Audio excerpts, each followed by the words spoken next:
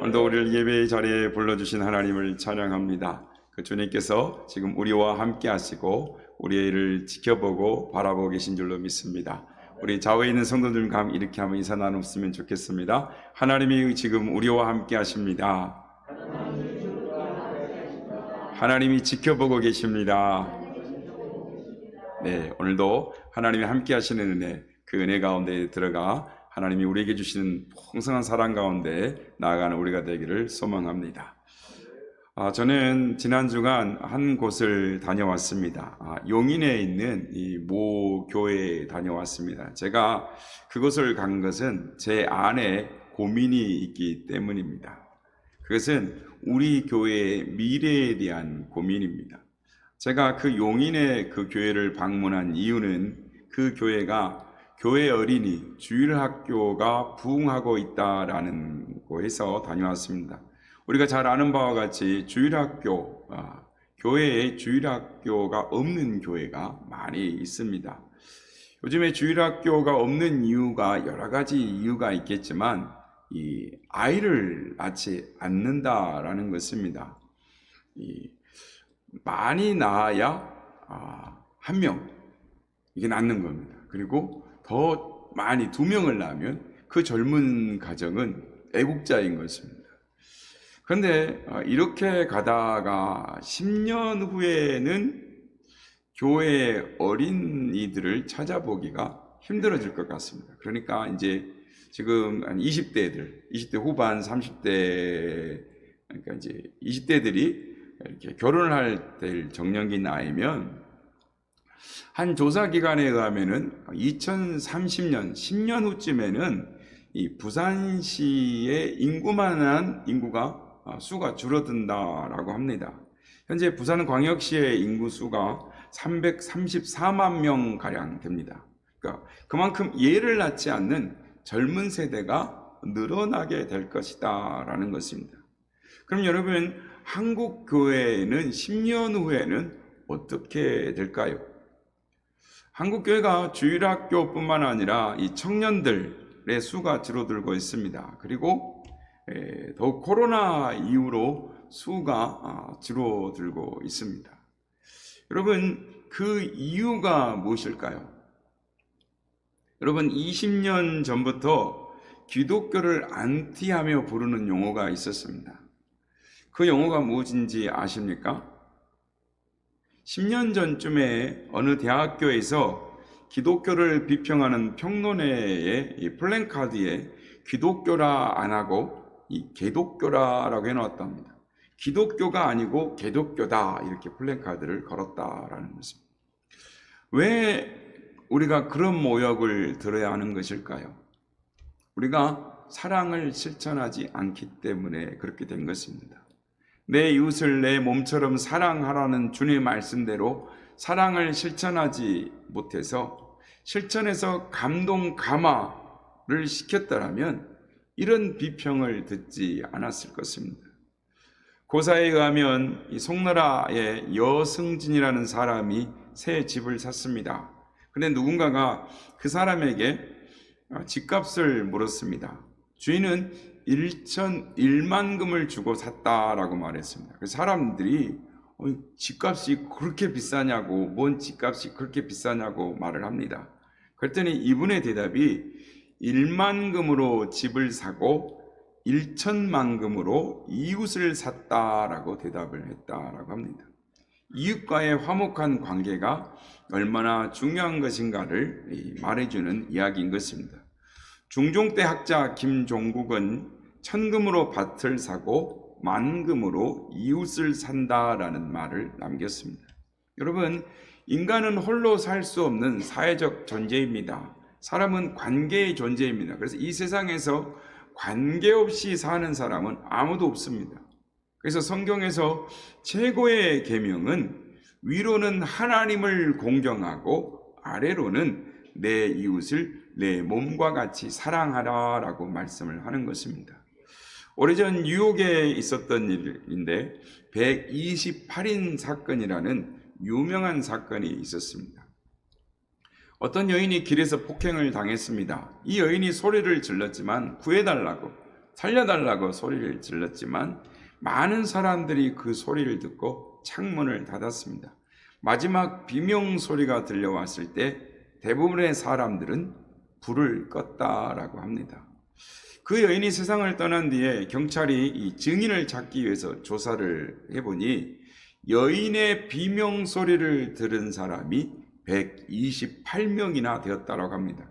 그런데 128명이나 되는 사람이 그 비명 소리를 듣고도 나만 살아보자 라는 마음에 폭행을 당하는 그 여인을 못 본 채 한 것입니다.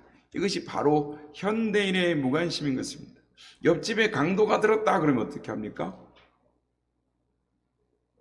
도와주러 나갑니까? 아니면 우리 집 문부터 잠굽니까?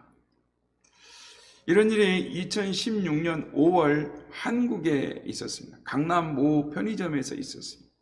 어떤 미친 남자가 부엌에서 쓰는 식칼을 들고 온 동네를 누비며 다녔습니다. 칼을 휘두르며 닥치는 대로 사람들에게 휘두르다가 때마침 동네 편의점에서 라면을 사고 나오던 여중학생을 발견했습니다. 이 미친 남자는 여학생을 향해 편의점 쪽으로 달렸습니다. 겁에 질린 여학생이 자기가 방금 나왔던 편의점 쪽으로 뛰어 들어가려고 하는데 편의점 주인 아주머니가 겁에 질려가지고 그 문을 잠가버린 것이었습니다. 결국 그 여학생은 닫힌 이 편의점 가게 바로 앞에 미친 남자의 칼에 찔리고 말았습니다. 미친 남자는 그 여학생의 온몸을 칼로 찌른 후에 그것도 모자라서 그 여학생을 온 동네를 질질 끌고 다녔다고 합니다. 뒤늦게 동네 남자들이 몽둥이를 들고 미친 남자로부터 그 여학생을 구했을 때는 이미 위험한 중증 상태에 빠져 있었습니다. 오늘날 이 시대가 참으로 각박한 세상이 되었습니다. 길거리에 소매치기를 당한 사람이 아무리 도와달라고 고함을 쳐도 모른 척하며 귀머거리 행세하는 사람들이 많이 있습니다. 힘없는 여자들이 희롱을 당하는 것을 보고도 예스더 고개를 돌며 자기 길을 걸어가는 겁쟁이 남자들이 많아졌습니다. 이웃을 위하여, 어려움을 당한 이웃을 위하여 도와주려고 하는 사람들이 많이 사라진 오늘의 현실입니다. 여러분, 인간은 협력하며 살도록 되어 있습니다. 사람은 서로 기대도록 되어 있습니다. 부모와 자식도, 남편과 아내도, 스승과 제자도, 목사와 성도도 서로 기대야 설 수 있는 것이 인간인 것입니다. 혼자 살려고 하면 안 되는 것입니다. 우리 모두가 돕는 자가 되어야 하는 것입니다. 이웃이 살아야 나도 산다라는 원리를 기억하는 우리 모두가 되시길 바랍니다. 오늘 설교 제목이 선한 이웃이 되어입니다. 우리 교회 이름이 선한 이웃 교회입니다. 주보 앞면을 보면 이 우리 교회의 모토가 되는 말씀이 있습니다. 이렇게 앞면에 이렇게 보면 그림의 박스 앞에 누가복음 10장 27절 주 너희 하나님을 사랑하고 또한 내 이웃을 내 몸과 같이 사랑하라 라고 모토되는 말씀이 있습니다.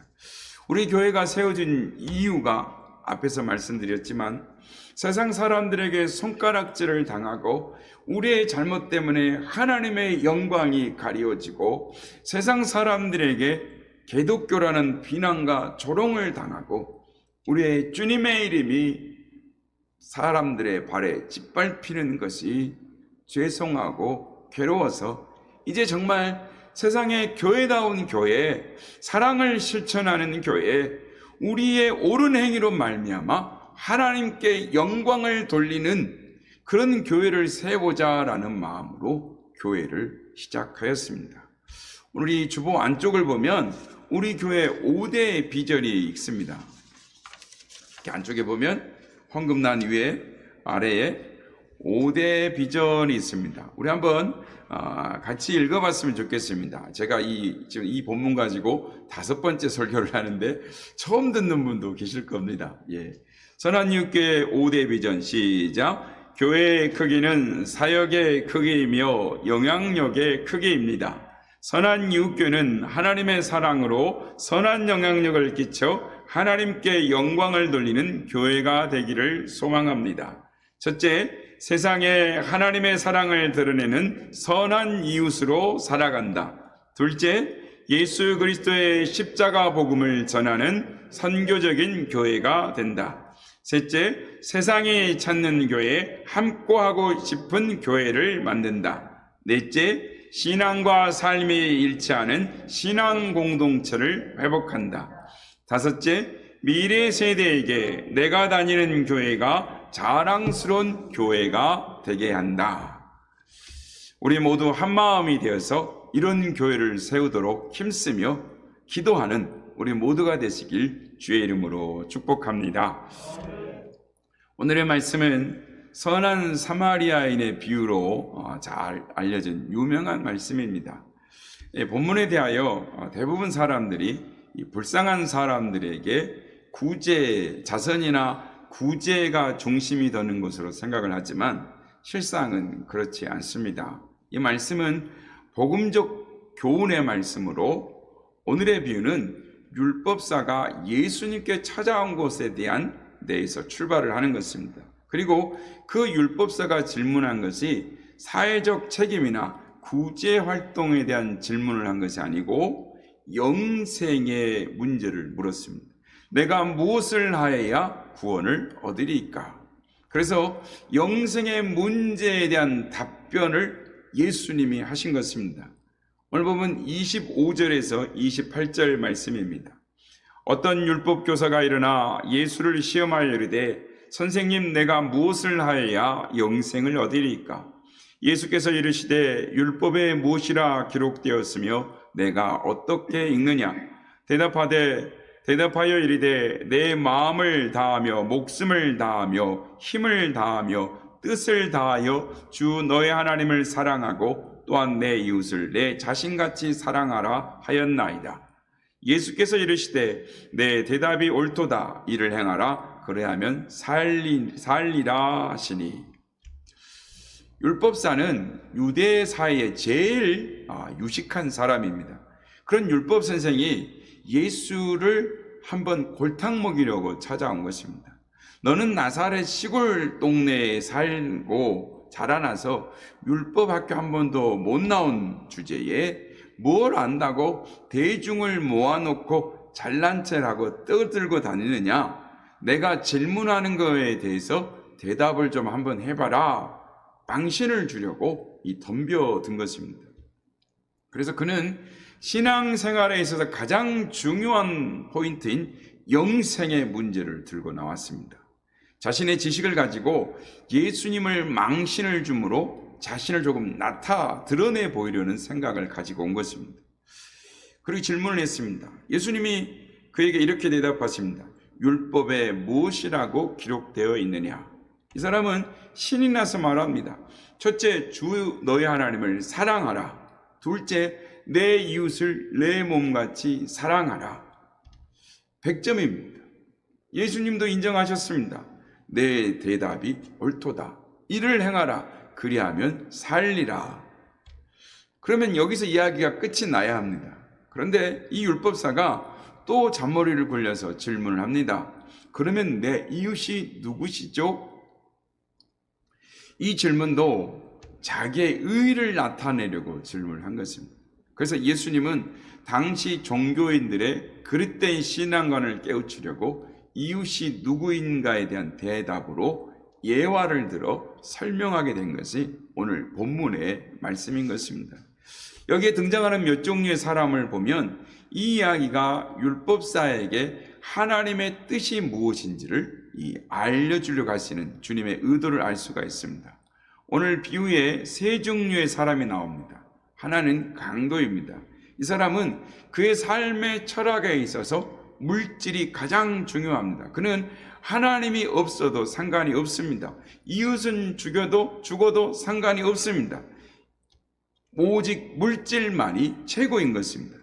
이 땅에 강도 같은 인생들이 많습니다. 두 번째는 강도 만난 사람을 보고 피해가는 제사장과 레인입니다.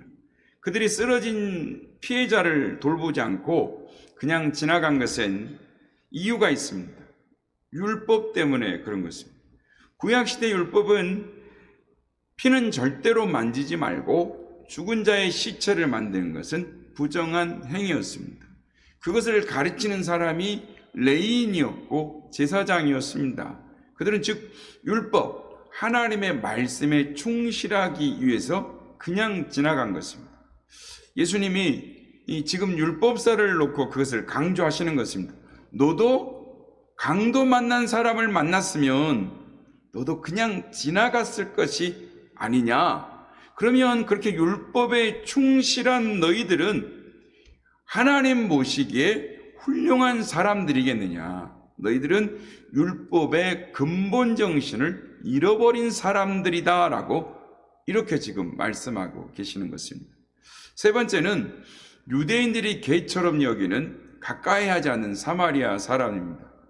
왜 선한 사마리아 사람을 등장시켰느냐 하면 지금 예수님께 덤벼드는 이 율법사의 마음속에 사마리아 사람은 절대 이웃이라고 생각하지를 않기 때문입니다. 절대 그들은 이웃이 아니다라고 믿고 있었기 때문입니다.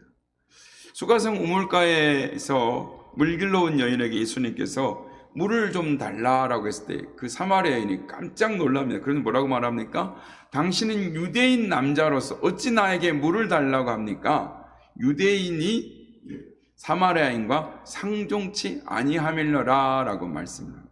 지금 율법사는 절대로 사마리아인은 우리의 이웃이 아니다라는 생각을 가지고 있기 때문에 예수님께서 이 예화에 사마리아 사람을 등장시킨 것입니다.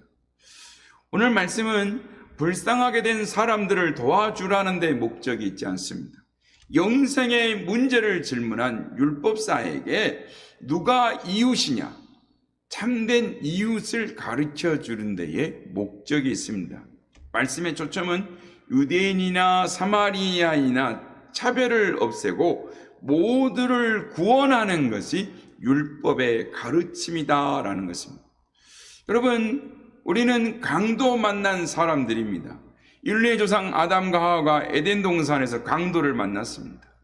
온수 마귀를 만나 그들의 영혼이 죽고 삶의 도둑질을 당하고 미래를 강도당했습니다. 그래서 아담의 후손들은 모두 마귀에게 영혼도 복도 건강도 다 강도를 당하고 말았습니다.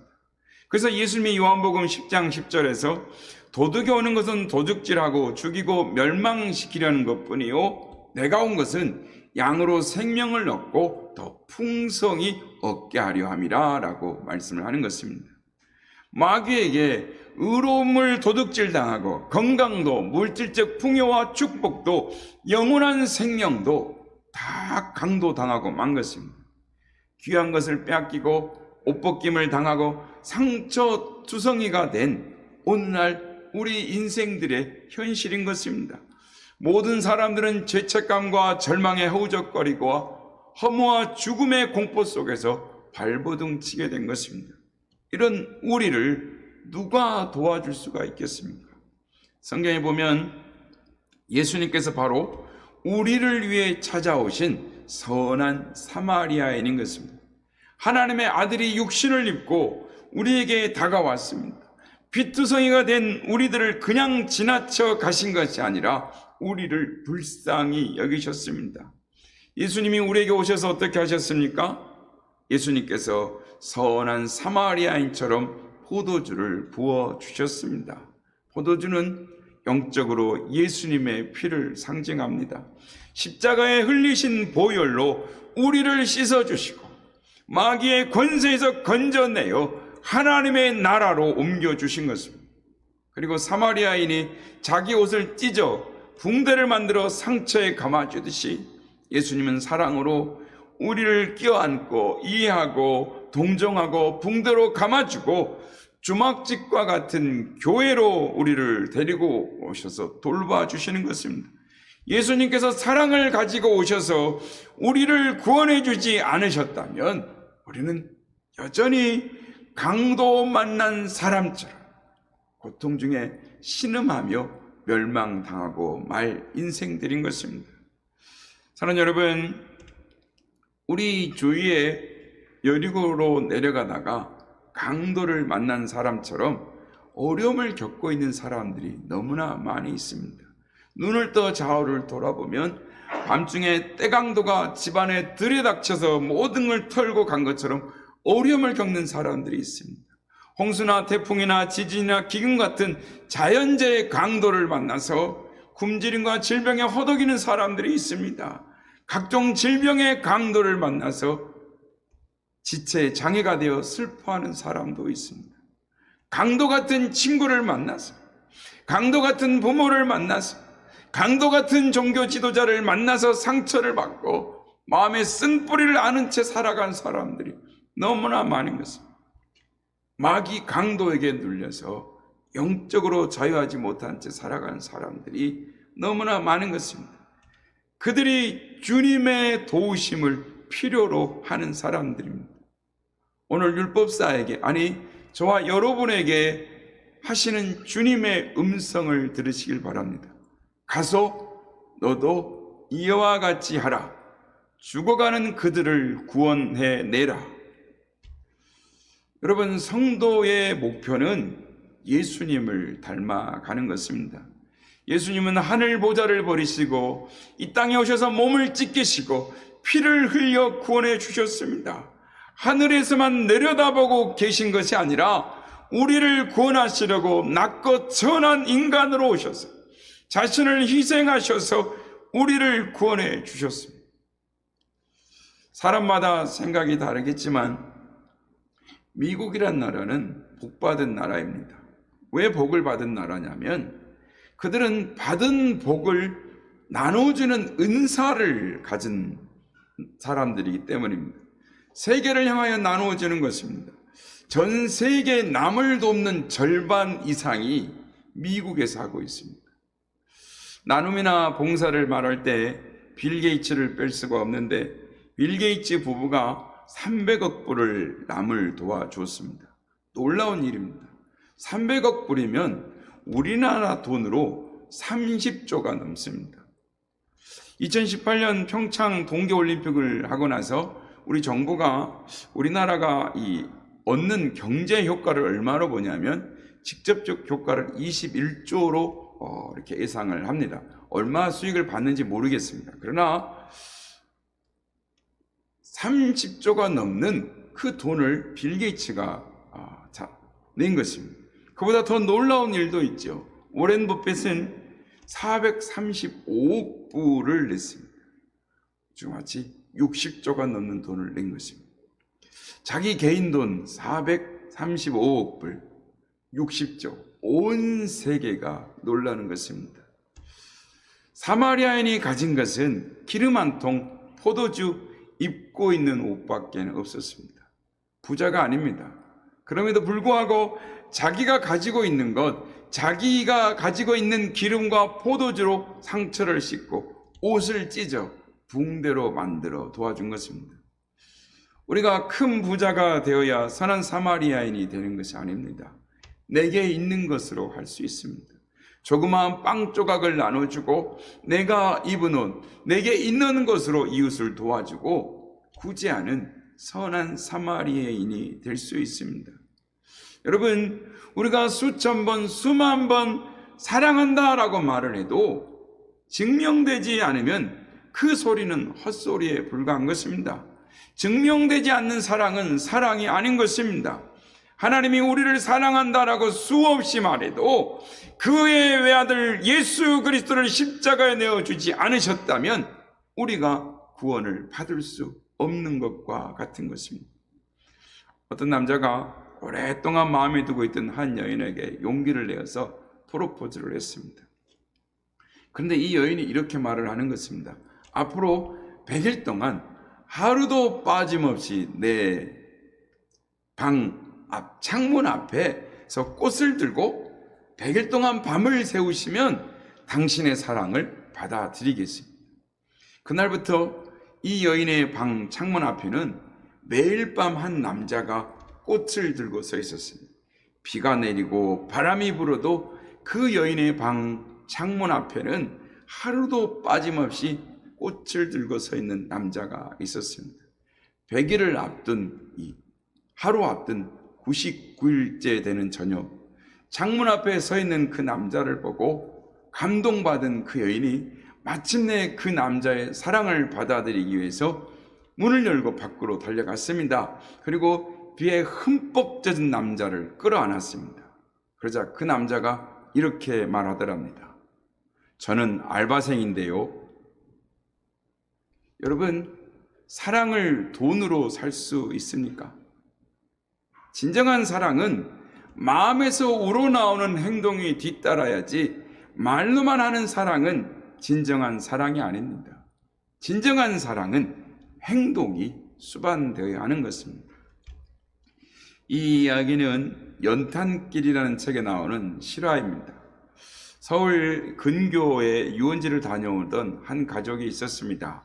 차를 가지고 동네를 들어오면서 어두운 골목길을 이리저리 돌아오던 길에 차도 한쪽에 검은 물체가 누워있는 것을 보았습니다.